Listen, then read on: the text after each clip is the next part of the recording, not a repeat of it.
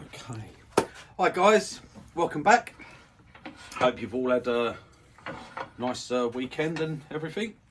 Thank you to everyone that's bought the new 6mm Holloway. It's going quite well, I must say. Better than I thought. We'll try to keep up with that, but we're getting there. If the most it'll be is if I do run out, is you'll have to maybe wait three days or so before I can get them made up and get them out to you, but it won't be long. But that's good. Thanks for the support. While we're on the subject, 6mm Hollowers, I've been having, let's say, I've never give it a thought really. I've been having a little play with the 6mm on a few finials. It's fantastic for doing finials. It really is. Surprised me actually, because I normally say these are for hollowing, and I was having a little, so I thought I'd give it a try. So I'll probably do a finial at some time and demonstrate it on finials. Absolutely fantastic. I can't believe how good that is for doing finials. I normally just use my spindle gouges really. Right, today's video, the reasons for it. I'm going to do I've got a bit of, this is a bit of spalted sycamore. Okay, it was only £6. Got it from Staten because it's had a little crack there, and they've already super glued it for me, which is very nice. So I'm going to use that, okay, just to do a few bits. Now, I've had a few questions come through about, people have asked me, why do I have two bevels on my chisel? Yeah, a lot of this is going to be on actual traditional tools, if you were traditional and all that sort of. It's going to be on those chisels, bowl gouges and spindle gouges. So yeah, why do I have two bevels? What angles do I use? Why do I use a spindle gouge on the outside of a bowl? They've been told you should never use spindle gouges, all that. So we'll just go through some of those little questions. And thank you for some of the nice comments, because as I said, it's not about what I turn for me.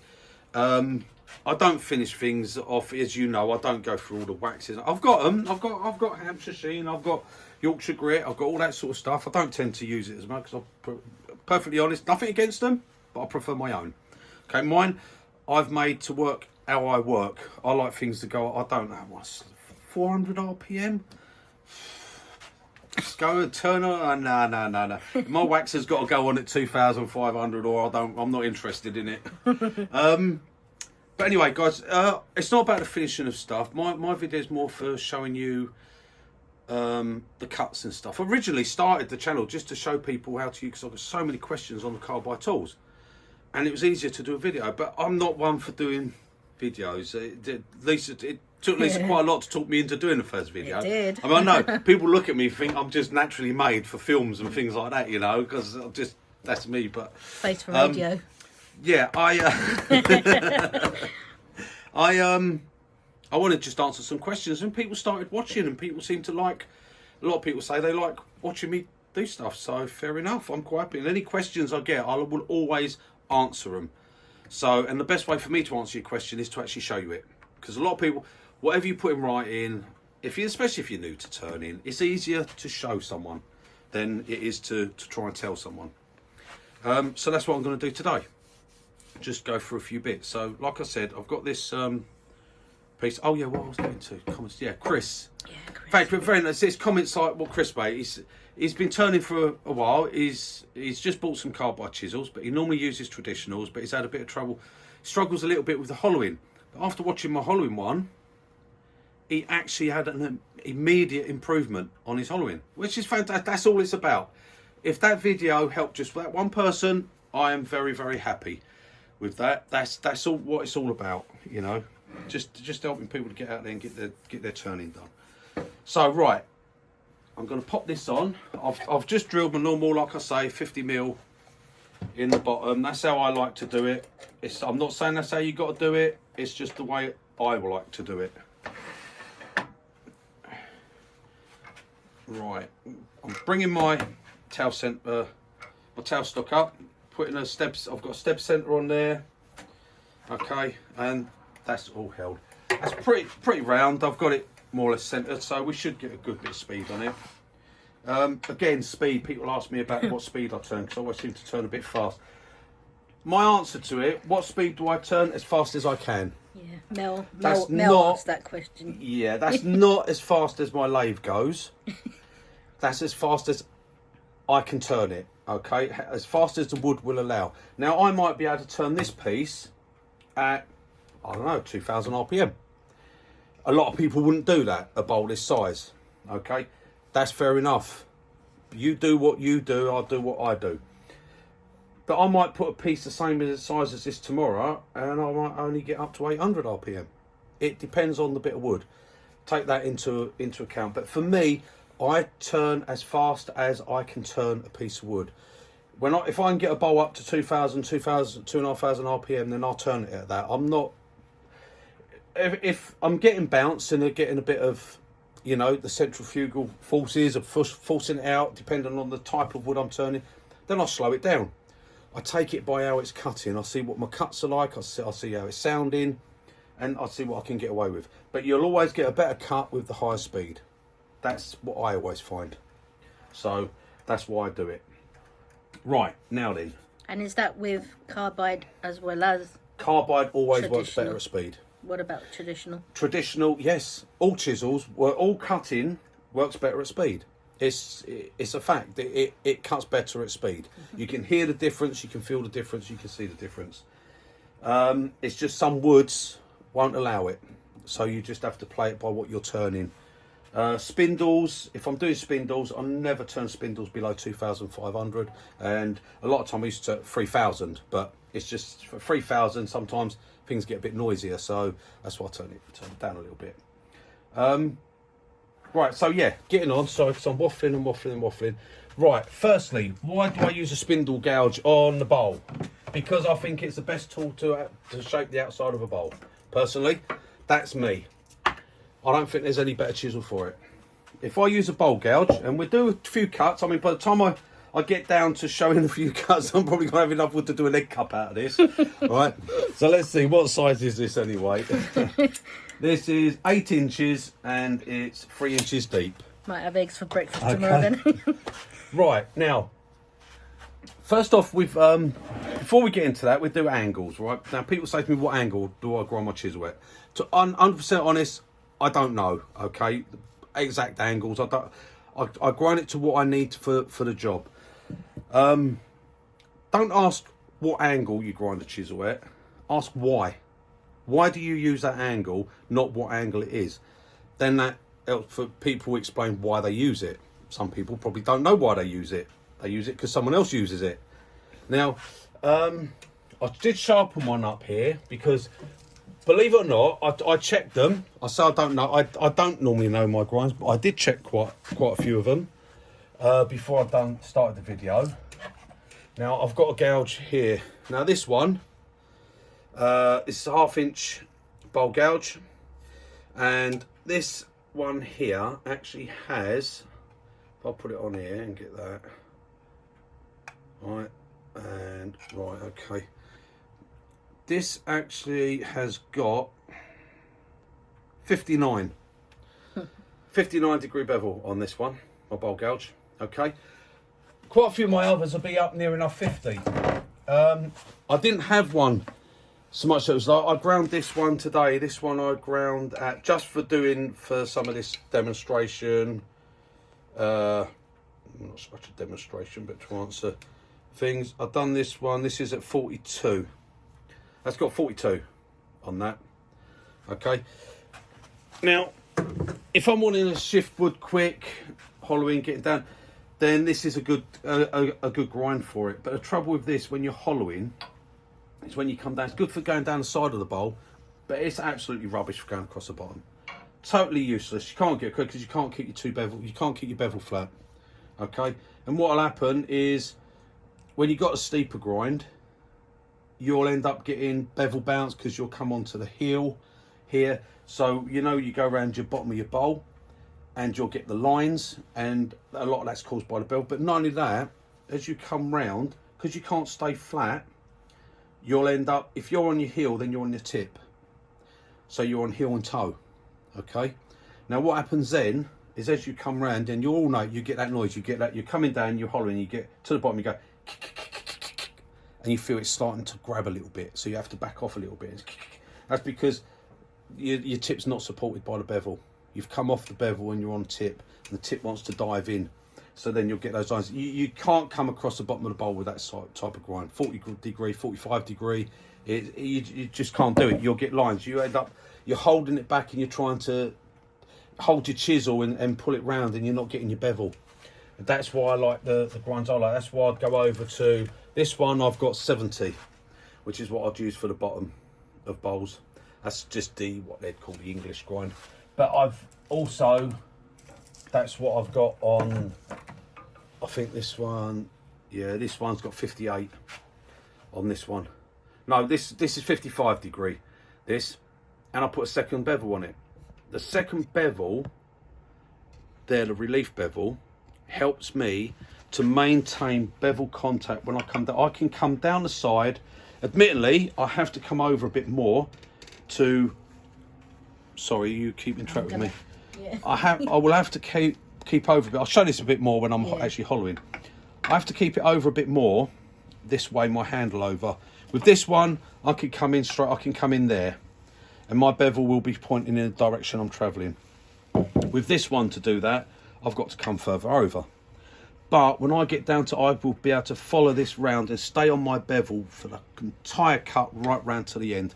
I'll be totally bevel supported, okay? And that should be floating across the surface. It should just be going across, just controlling the cut. It's, as I say, it's like I've said before, it's like when you put a plane across the wood. The sole plate is what stops that diving in. If you take that sole plate away and push a blade across, it just wants to dive in all the time. And that's the same as that. The minute that comes off of that and it's on the tip, its natural fit just wants to dive in. So you end up holding, you get out your area, it's like, it's going smooth and the wood's coming off, and it goes, that's what's happening. As soon as you hear that, that's because of that. Get off it, put a different chisel. Get a different chisel. That one's not doing the job for you. That's what my opinion on that. That's why. Well, it is what's happening anyway. Right, so, spindle gouge. Yes, you can use it. You'd never, ever, ever, ever, ever, ever use one of those for this, okay? Just don't do it. Simple as that. I'm not going into it, just don't do it. It's nothing to do with its strength or anything like that. Totally wrong chisel, it's not meant for it. Right, spindle gouge, yes you can. And for my personal choice, that's it. Normally, I use this, my little 1/2 inch one. And I'm going to use both today. These ones, this is old steel, this. I mean, people say about spindle gouge not being strong enough and things like that. That's stronger than most of them bowl gouges. I tell you, this is old steel, this. I've got 2 of these I use. This one and this one, and they're fantastic for shaping bowls and even for doing hollowing, but no good when you get to the bottom. Okay, again, you have to change over to a different bowl gouge when you get to the bottom. Don't use this for the bottom of the bowl, but you can hollow a bowl with it.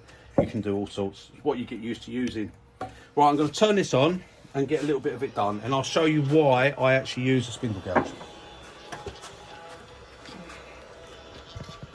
If you're still watching, you ain't got bored and all bugged off. And then I'm standing there talking to myself now, and I'm going to feel stupid. Right.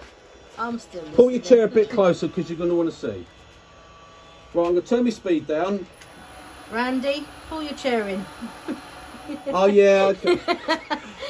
Randy, in Texas, thank you, mate. I love your comments. I really do.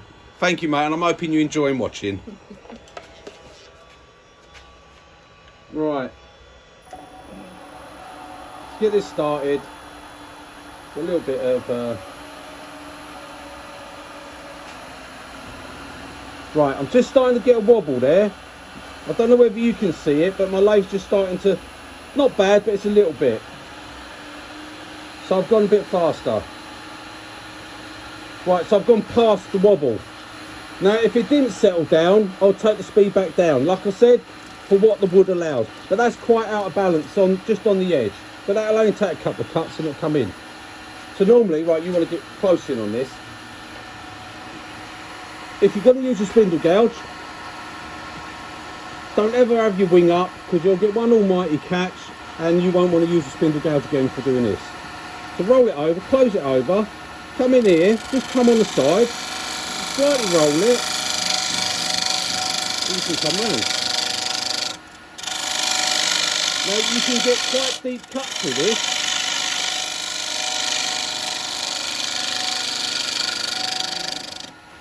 Right, and a lovely finish. Now, I'm going to take another little one.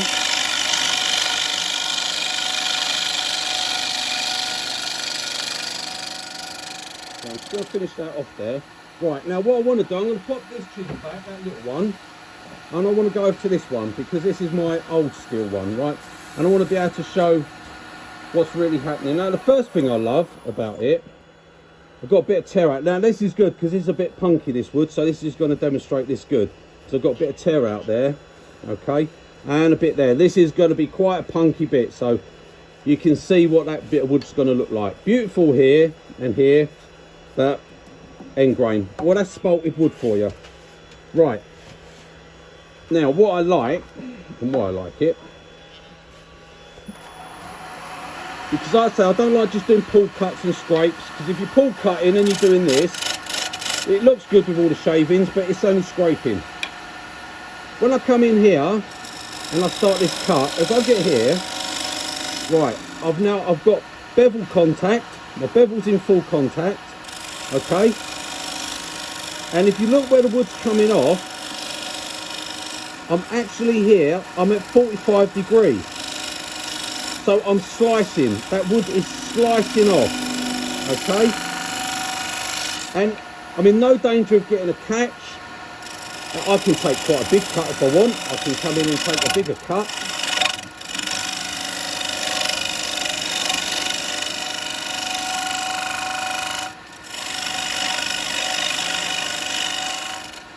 Right, but as I said, I can come in, I can pick up the cut. Now, I can rotate it, I can turn it, and I can push cut.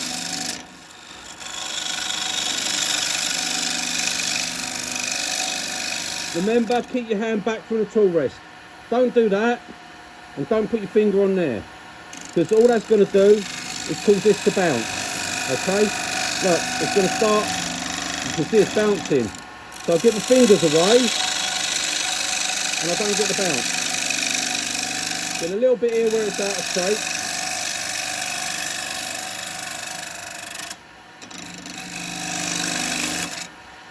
Right, see, now when you push, which is what you'll do with a bowl gouge, you'll get this. See this bevel bouncing? Right? But if I come in here, and put the tool rest in,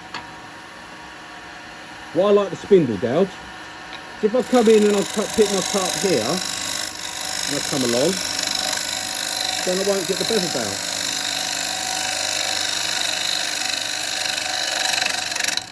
I get a little bit there, but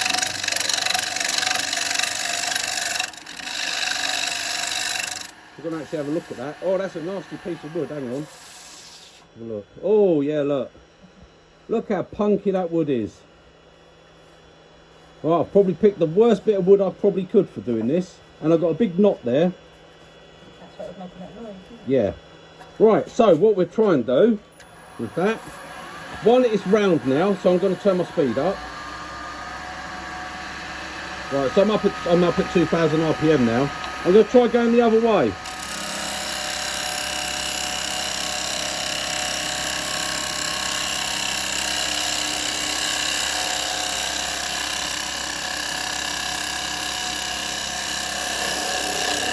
Getting too deep. Let's take this in a bit of a couple of cuts, because that was going a bit too deep then.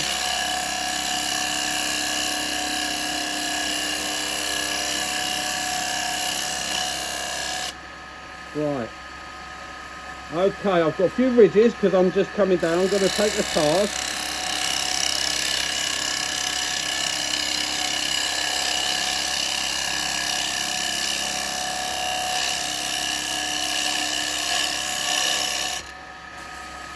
Right, then what I'm going to do, I'm going to drop my tool rest a little bit. Lisa's covered in shavings.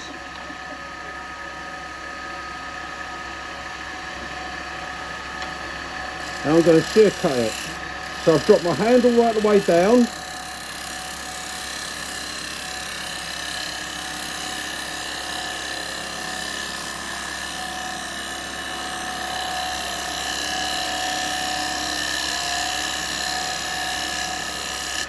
And I'm going to give a shear cut. Right, now I want to have a look at it.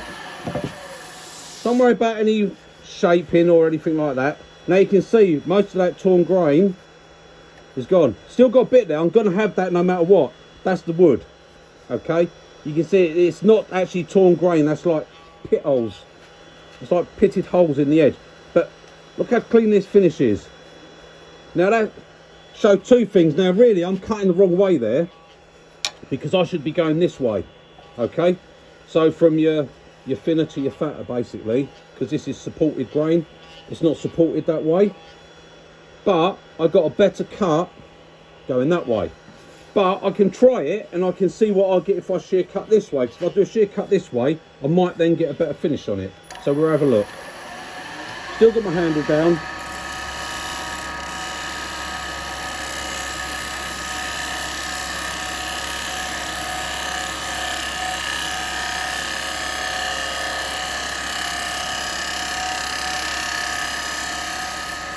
Right, and this, when you shear cut, this is what you're looking to get, okay? Now, I can feel that bit there. I'm going to take another little...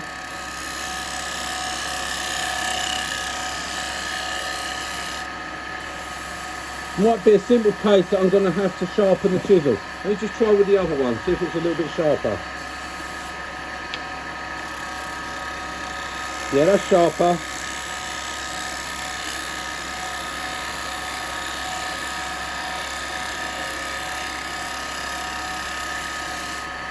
I've done a few cuts with that one today, so it might need to sharpen up. This one seems sharper. Right. Yeah, we're pretty much getting rid of all that torn grain now. Yeah, it's pretty much going. You can see that. Can you see that on the camera there? That most of that's pretty much gone from what we had. This is beautiful, this on the side grain. Just that little bit there, okay? Now, the knot, that's come up all right. I've got a nice clean across that cut on that knot. Shape's not doing too bad. It's a little bit, yeah, that's all right. Got a couple of little bumps there, which where there's a little bit of bounce, because obviously this is quite punky here, so I'm going to get a bit of bounce because of the two different grains. But what I want to do now is I want to take a cut across that with the bowl gouge. Okay, so I'll use this, which is the steeper grind. And as we would do, we pick up our cut and we'll come in and we'll ride our bevel.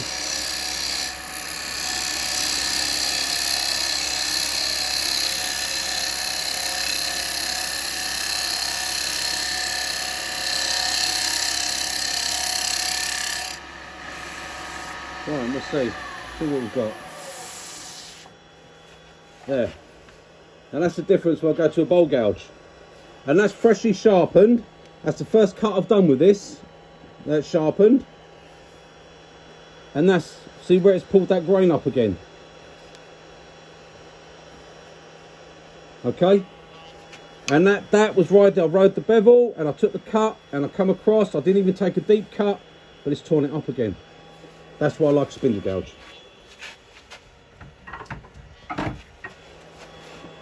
Right, I'll go over to this one because this one's going to need a little bit of a... It's still got a good edge on it, but it could do with a little bit of a sharpen, I think. Yeah, we'll sharpen that in a bit. Right, so I'll use this one for now. Right, so obviously we've now gone and roughed it again, so I need to now take another cut.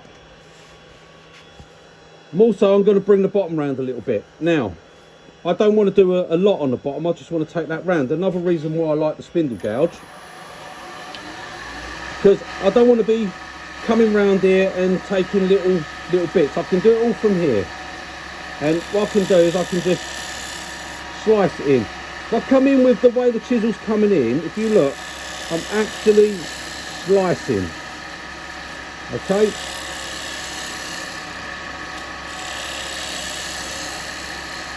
And this is what I'm getting. Okay? That's what I'm getting. That is like a super smooth finish. That finish on there. Even where the torn grain, you can see the torn grain from the bowl gouge. You can see how clean that finish is. Okay? So I'm not pushing through it. I'm slicing through it. My chisel handle is down. You can see how far down I am. Actually, I I've made a little bit of a mistake there because I should have brought my tool rest back up. So I'm not shear cutting at this point. Okay. Right. So what I'm doing, I'm starting my cut on the outside and I'm just slicing along. Okay. Don't go in with your chisel up like that because you're going to get, it's going to want to dig in because it's an unsupported edge. It's only supported because I'm coming across and I'm on the bevel, okay? And all I'm doing is this slight, and you want your fingers around your tool rest at this time because you want them to pivot. You want to pivot this way, okay? And all I'm doing is I'm slicing that wood with this part of the cutter. So when that's coming into contact, as you see, I'm at 45 degree, and all that wants to do is just do that little, does that little slice, look. Takes little curls off, okay? So I'm coming in and I'm just slicing it to come round, because all I want to do is I just want to soften this, bring this round and into here. So coming in and slicing it, and then I can come round, I can roll my chisel. Start to show you the sawdust. I'm on my bevel, so I can roll my chisel and then pick up a cut, and then I can follow it along as a push cut, okay? And so, because I'm talking to you as well as doing it, so I'll just do it, and what it'll be is I'll slice, I'll come down and I'll come in and I'll roll my chisel and I'll pick up my cut,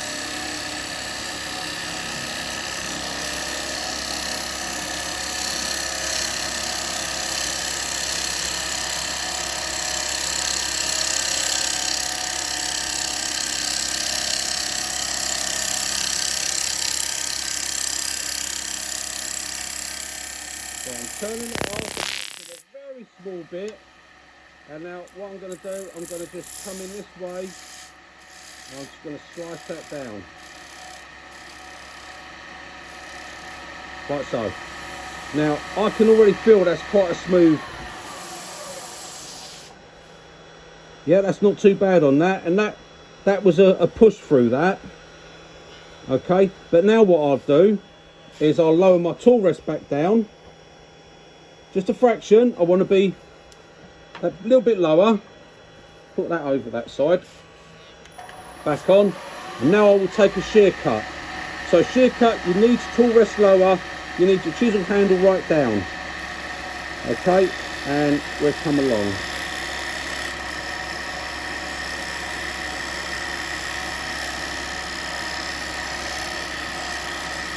And now I've got the same problem I had the other day because I'm up against a bloody wall. Right, this is what we're getting. This is the shavings we're getting now, okay? And that's lovely and smooth. So I'm going to come around this side so I can follow right through with it.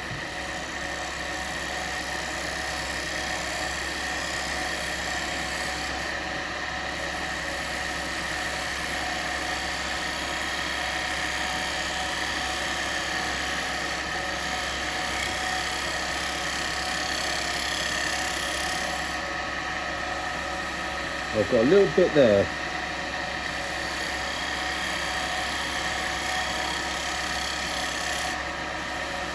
Gone. Right, okay. And that's what I got on that final cut. Okay, that's what I got off. And I've got the tiniest little bit of grain there. I'm not going to completely eliminate that. I've got most of it gone there. Probably if I go and give a nice fresh sharpen, then I might do. But you can see the gist of what I'm saying. I don't want to go too long on doing that bit because we want to get this turned round and start doing a little bit on the inside. But you can see the difference on that grain.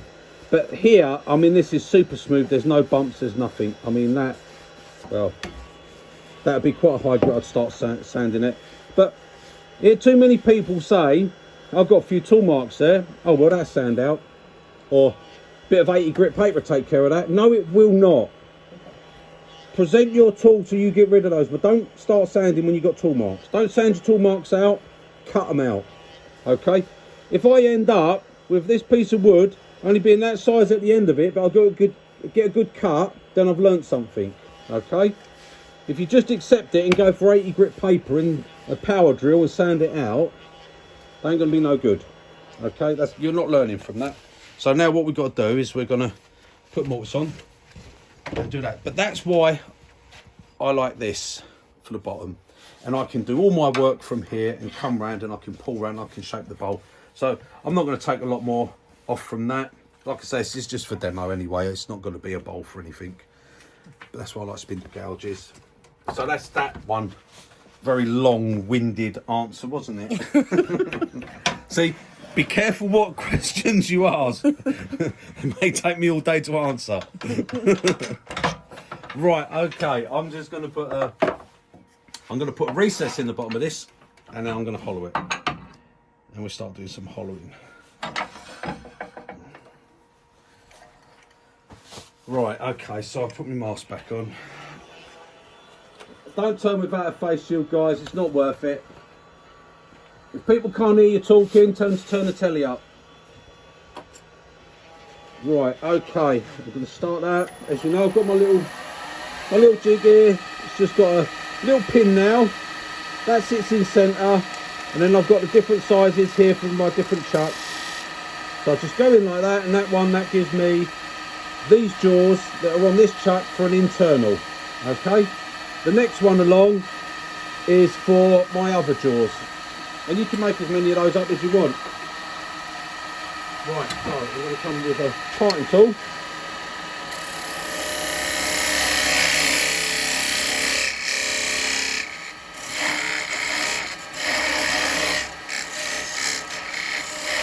Now I'm doing quite a deep mortise here because this is just for demo and I'm not actually doing this for keeping.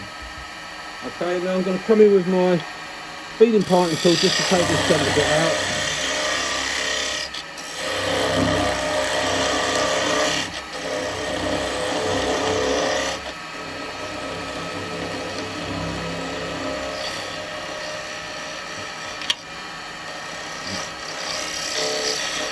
Right, now I would use my other tool, but not everyone's got one, so all you want is a skew chisel and just come in there so that the skew bit goes flat on the bottom and your point will naturally put your dovetail in. Okay, like that, and then you can just come along and give a nice clean, yeah, that's a nice clean finish on that bottom there.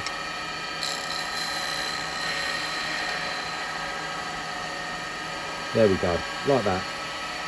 Okay.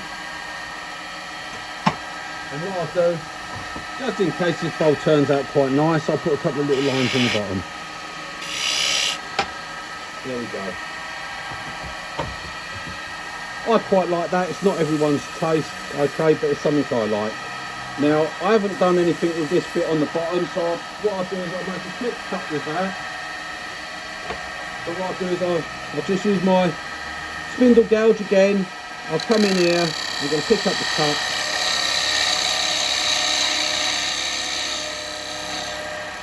And push that in there, so that gives me a slight dip, and I've got a little foot here. And all I'm going to do for that is I'm going to turn my tool rest round. And I'm actually just going to use it rolled right over.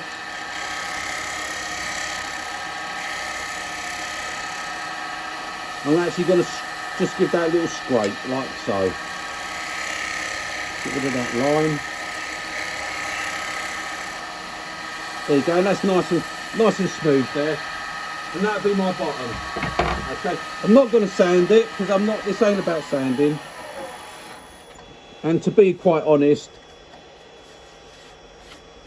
if you use your tools right, you could get away without sanding it anyway. Try it one time, don't sand it, just finish it and see how good a finish you can get. Practice. Practice, practice, practice. That's what it's all about. Right, I'm going to turn that round.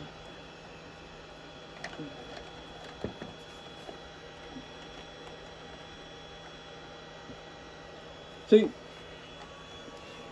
the thing is, years ago, when I first started turning, well, I'm not ancient, I'm not that old, no one believes I'm over 30, I know, but... You got a cough or something, yeah, young lady? Yeah. But when I first started, all these, like, the Hampshire Sheen, Yorkshire grill, they didn't even exist. We didn't have them. They weren't there. You know, most of it was done with things like linseed oil and beeswax. Beeswax is one of your main ones. I can't stand, even now though, I find beeswax, or for me, carnauba wax I like. But, linseed oil, I can't stand the smell of it. That's the only trouble with that. But it is good. But yeah, that's what most of it was. You didn't have the wax, they weren't available. There was no online. You didn't have face-to-face. Yeah, think of that. You younger generation, imagine that. I bet you can't, that would be your worst nightmare, wouldn't you? You can't imagine it, can you? A world without Facebook. We never had Facebook. We never had YouTube. There was no Google it. There was none of that. There was no buy online. There was no watch someone on YouTube use a chisel and think, oh, I'll buy it. But get your phone out. No. Mobile phone? Amazon. What's that? Well, there's no Amazon. We didn't have none of that. Didn't have any of that. It was books or learn yourself. Simple as that. Half the tools you got nowadays weren't even available. Didn't exist. So, you know, yeah, you got it easy now, really. Right, okay. Enough of all that old crap. You probably hear your nan and granddad, when I was your age, you probably hear all that all the time, didn't you? So don't worry about it. Right, okay. So, for hollowing, I'm just going to start off my normal, what I'd use on my normal bowl gouge, which, as I said, is got a 55. Now, the reason, as I said, I have that is because I can go down and I can follow round, okay? It will be a bit slower than if you go for the 40 degree grind. But the 40 degree will be okay to go down the sides, but it won't be no good for the bottom. And that's the problem with that. And the reason being is because as you get down to the bottom, what you'll find is you will lose the bevel, and we'll use it later and we'll see, and as you get so far down you'll find, but then I'll show you, because what I'll do is I'll put a relief bevel on it, and I'll just take that off and we'll see what that does. Right, okay, so right, I know everything's there and all right. I'll turn the speed down a bit because I've just turned it around and remounted it.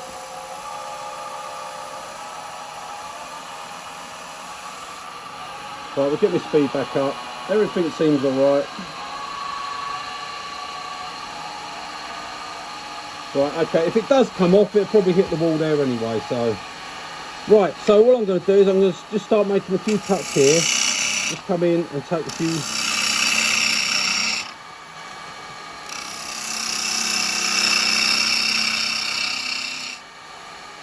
Right, and this is why I use this one, because I find it's universal. This one's pretty much universal. I can come down here and I can actually ride right along the bottom there, and I've stayed in contact with my bevel throughout that. And this is the way it's good to practice with this one. I'm going to move my tool rest over a little bit actually, because I'm going to change it to a slightly longer one. So what I always end up doing is running out of tool rest. Right, there we go. Let's get that in there. That's better. That's going to give me enough tool rest. Where am I? Yeah, I'm okay. Right, so practice when you start from the middle. I mean, a lot of time, and sometimes actually, because I see it, I see people and they start the hollowing and they're going and they're going. I'm going to just see that crack. It only goes down there, so they're going and they're leaving this big stump in the middle.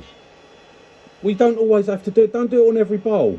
That if you got a big bowl, or the bowl you think your bowl's going to lose a bit of stability around the sides, that's fine. But leaving that little stump there ain't going to do you much good on a little bowl this size. Okay. So just start taking out and just go with your cuts and just slowly come out to the side. But you don't have to come right out here and start. So don't worry about cleaning all this off straight away, because I'm going to take it out. So why do I want to make a nice smooth cut on there and then take it all out? I'm just going to bluntly chisel it, and especially a lot of you do this. You come in and do this. Well, straight away you've taken your nice clean edge, you've just sharpened it, you've taken your nice edge off because you've just scraped with it. The minute you scrape with a piece of metal, you take the edge off of it. You come across there, you're going to take the edge off. If you want to make a few cuts, come in, pick up the cut on the edge and take the push cut across, because that way you won't be scraping it. Okay. So with this one, as I said, the difference being on here, I can close my foot, I can come in, I can have my chisel further out, but a bit of skip back as well. So you have to hold it a bit more. Right, so I've got to come across, right. We get there, we get a groove, okay. Now I can cut, see this is what I don't like about these grinds. It wants to skip back. So I'm gonna have to come in, get a foot there. Right, I've got one. Now, as I come down here, I'm coming round, okay? Now, straight away, I can see, I've only got to here. Right, see, I don't want to show you this bit.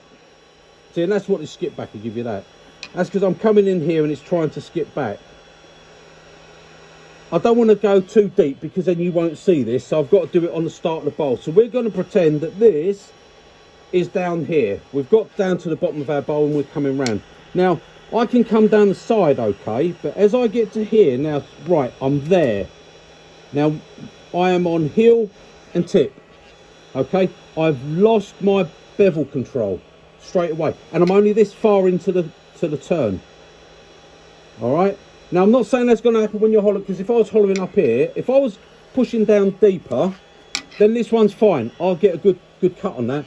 And this really, 40 degrees is good for hogging a bit of wood out. But as soon as I've come around that bottom curve, this is a problem. Now, one, that's going to give you marks on the wood here because the heel of the bevel is touching. But the toe, your actual cutting edge, has got no bevel support. It's running on its own. And that just wants to go that way.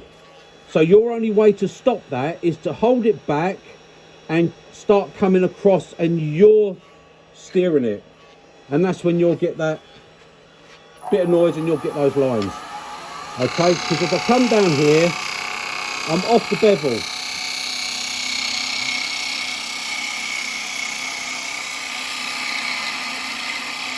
So now I'm getting there, but look.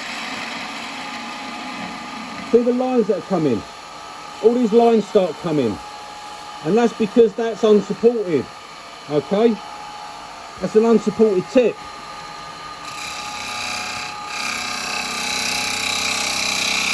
So nice if I want to go down deep like this. Nice if I want straight edges. It's nice. But when I want to come round, look. There's nothing under that bevel now has got nothing underneath it. Okay, when I'm coming down here, as I come round the bottom, look. So what I'm doing now, and you'll know it because what you do is you tend to hold back a bit. You pull your chisel back a little bit so you can come across the bottom. And you'll be doing this. And you'll get nice cuts. Or you think you are,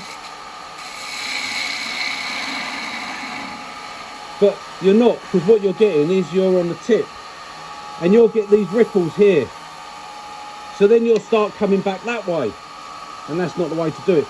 That sort of grind, keep that for more the hogging out, okay. But when you come in with this sort of grind, which like I said, this is a 50, let me check it, that's the best grind, rather than me saying what it is. Oh, sorry, come up this side.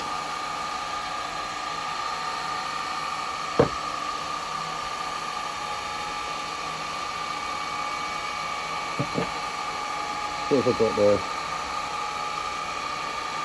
I've got, can't see it there, 58. That's a 58 degree bevel I've got on there. Okay, but now I see I can pick that cut up there and come in, and then I can start to come round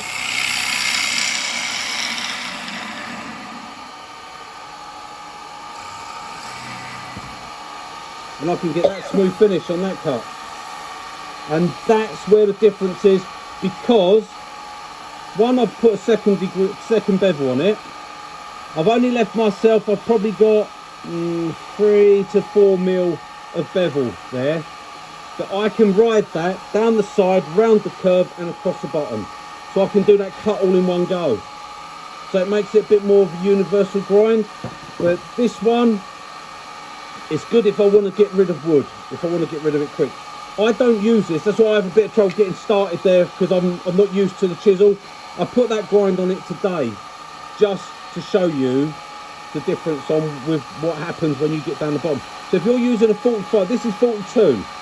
So if you're using a 40 or a 45, which is a lot of standard grinds, you will never make that curve on the bottom, okay, without that tip catching. You'll never do it. Doesn't matter which way you try it, you won't be able to do it. Okay, so I can come in here, put my thumb behind it so I can start, get on there. I'm starting now. I drop my hands back so I'm not restricting my chisel.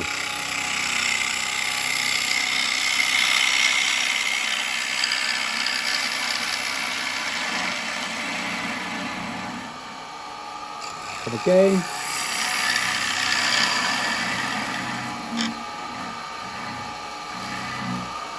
And you can get a nice follow through. So I can pick the cut up anywhere I want. A little bit of bounce on here.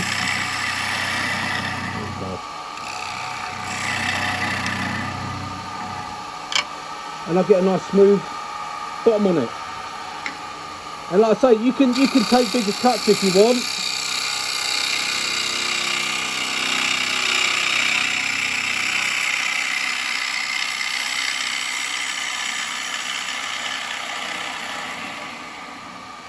But when I do that, I'm in full contact with my bevel all the way round.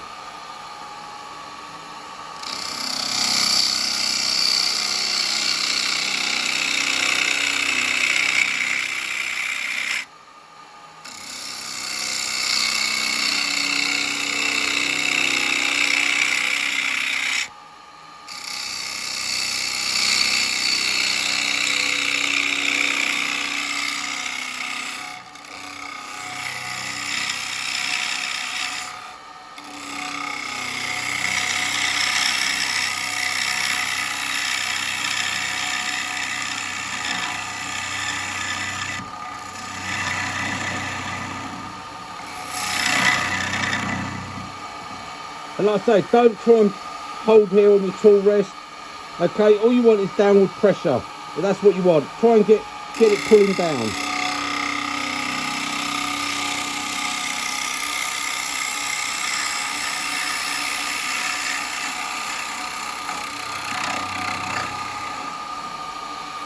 Okay, but you'll never hold that cut with that. Right, we've got a bit of a cracking in here, but with that grind, see, as I come round, I don't know whether you can see it properly there, but as soon as I get to there, and this isn't a steep bowl, okay, but as soon as I get to there, if I turn that, if I can, right, I'm going to get, right, I've got this nice curly shaving coming off, definitely. But what I've got is I've got a line here. You probably might not be able to see it as well. I've got a line here and a line there. So I've got two lines. That's because it's rubbing on there and on there. So now, the only way you could do it is if you put a relief bevel on, then you're shorting that bevel down. Chances are you'll be able to follow it round a bit more. But ideal way is just to see people grow. Find out what you need.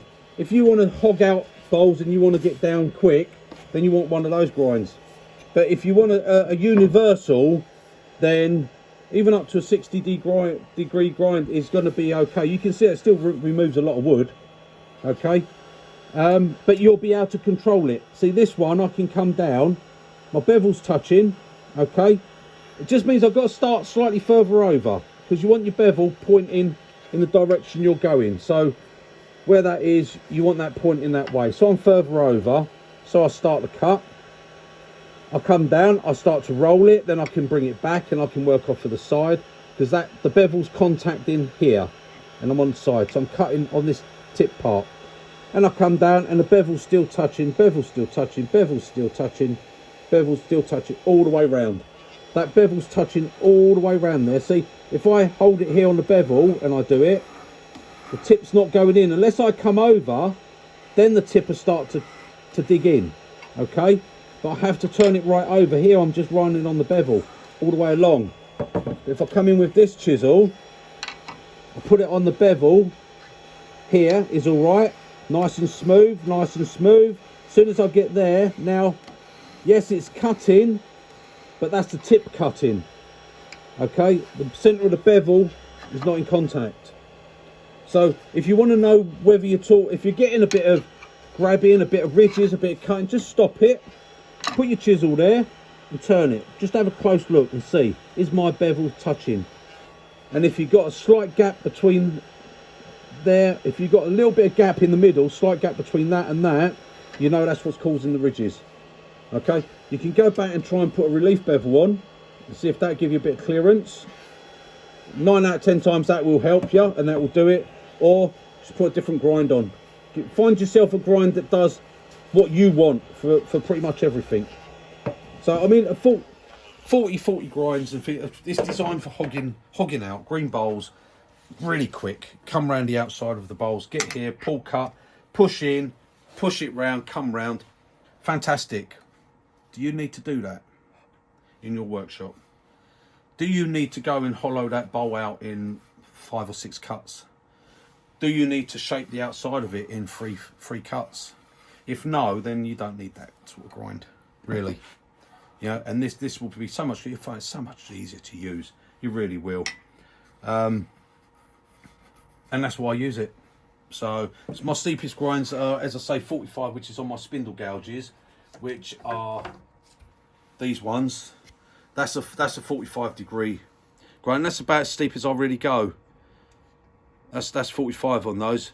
But for my actual spindle gouges, these ones that I would use for hogging out the outside of the bowl and doing it, that is 50. I think that's about 55 on that as well, and it works perfect. It comes round. Well, you see how clean the finish I can get on a bowl with it, and I could use that for hollowing if I want. I can come in here and I can hollow the bowl with it.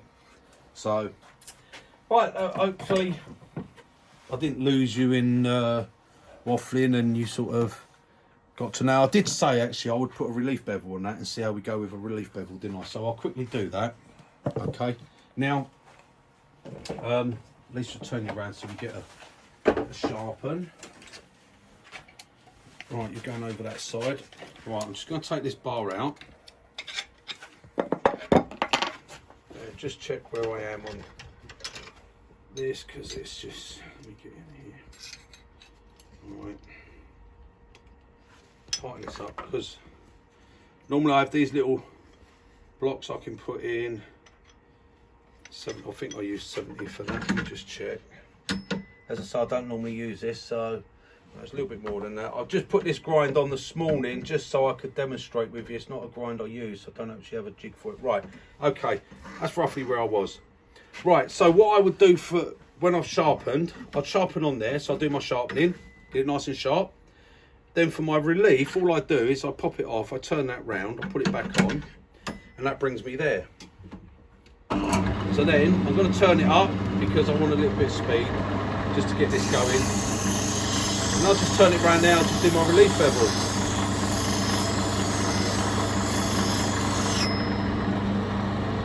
Yep, I'm getting a relief on that.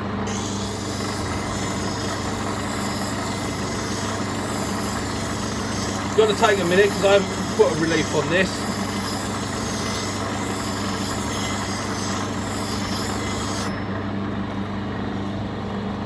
Get in there, a little bit more away.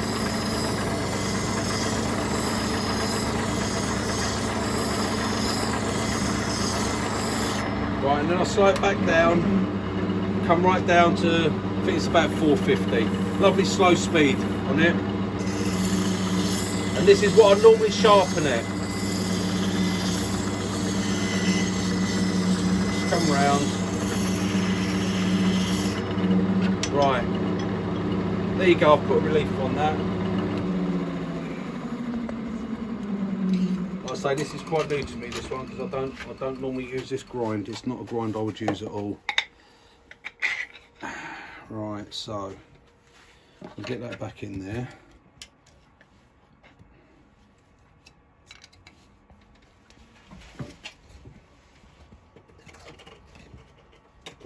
Right, so what we've now done Let me get rid of this chisel out of the way. So we've got our 42-degree angle, and all I've done is put that relief on the back there. Okay, so that's now shortened that bevel by half. Right, and that's all your relief bevel does. And now when I come in here, I will get around, I might just get around, I'm getting down to there, so I should maybe get around that bottom on it, and we'll see. If not, I could always take more away from that, do a steeper relief. So if I actually pulled the chisel back a little bit in the jig and done a slightly steeper relief, give me a bit more relief on the back, that might enable me to get in a little bit better. So we'll start up and we'll see. If we come in here, we'll turn it on, we'll come down.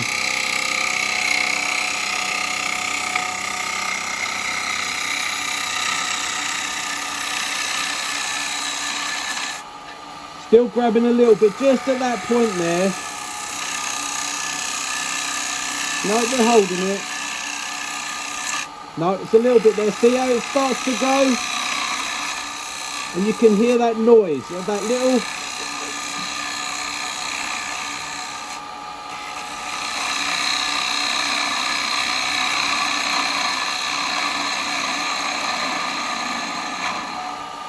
Because I'm getting to that middle.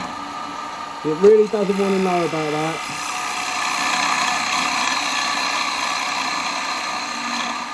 Now what I'm going to do is I'm slowly going to steepen it a little bit.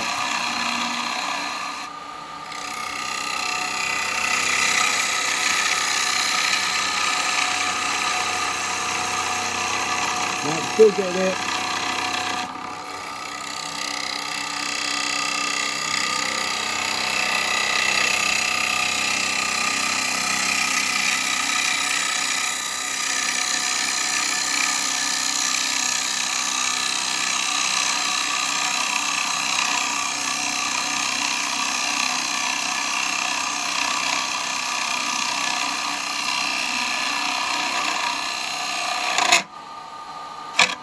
Right, see, so you're too steep here even to get onto that.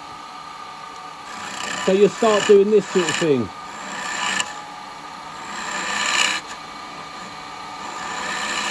Start doing that to take it down, and then you'll come in here to take that bottom off.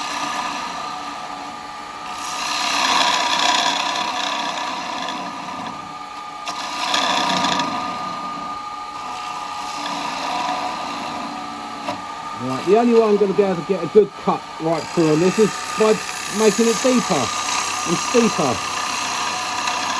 So now it's steeper, now I can get in with it. Okay, so with that you're looking at this sort of depth. If I've got that, then yes, I can maintain that cut around. I couldn't do it before with the flat bevel. And I couldn't even do that first bit. You see how it's digging in, and you all get it. I've seen on the videos you get it. So you come this way, nibble that top, or you nibble it in that way. It's just because of your bevel. You just cannot keep that bevel in contact right round. Basically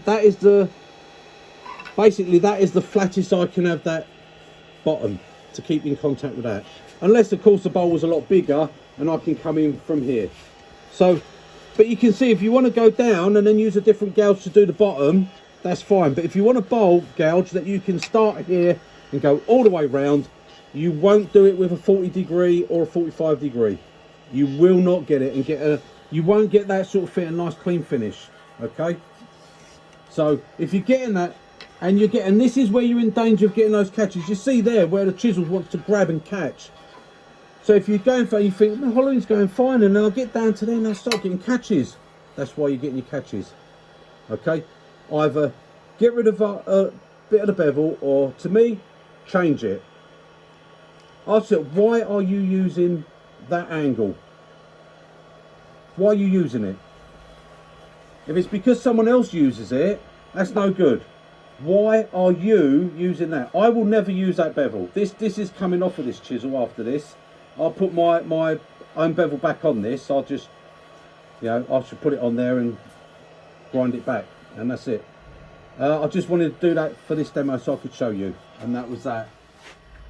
that will go back to one of these grinds.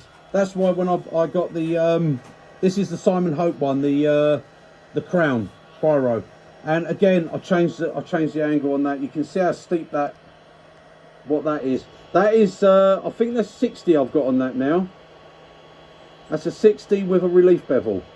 Okay, if I didn't have the relief bevel, I'd never make the turns on it. But because I've got that one, so I can pick up the cut, come in,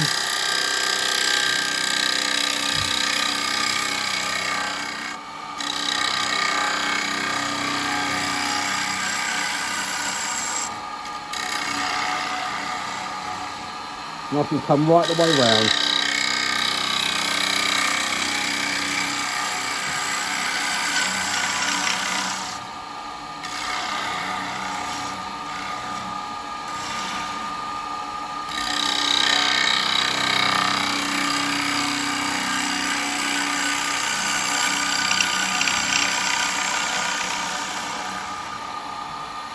Okay, now that's the difference, and if you look at that finish, let me move that tool rest out. Okay, if you look at that finish on that, even going through that knot, and that is so smooth, there's no ripples, there's no ridges, there's no lines, there's nothing, that is smooth. Okay, and that's because of that bevel. I cannot make that cut with a 45 degree or a 40 degree, you know. Even a 50, yeah, but a 55 or 60, so that, but obviously, like I said, you got to come around here, and you can hog wood. You start a bigger cut, you'll hog it out. But why do you want to enjoy the process? It's lovely making cut after cut after cut. It's beautiful watching that wood peel away. It's lovely. I get absorbed with it, and in the end, I was turning a bowl and I end up with a saucer. Because I just get carried away with it. I love watching the wood go. But that guy's there, that is, I mean, that is super. You can see the finish on that. Okay, it just took me that couple of little goes to get the chisel to make its own path, and then it just made its own way, and that was it, and corrects up what the other chisel does. So yeah, that's not what grind you should use. It's not what the grind is. That's why I use that grind. Me. Just me. I'm not saying that's going to work for you. You don't turn the same as me, so it might not. But if you're getting all that, and chisel wants to jump in and gives you catches, and oh, you're getting lines, getting any marks on the bottom. If you're not getting that complete smooth where you can run your hand across that and think, oh, that's lovely and smooth, that's why your bevel's wrong. Get a bevel that suits you. Right, I hope that answers all your questions. Like I said, I'm not finishing nothing. It won't for that today. So anyway, guys, I will catch you on the next one.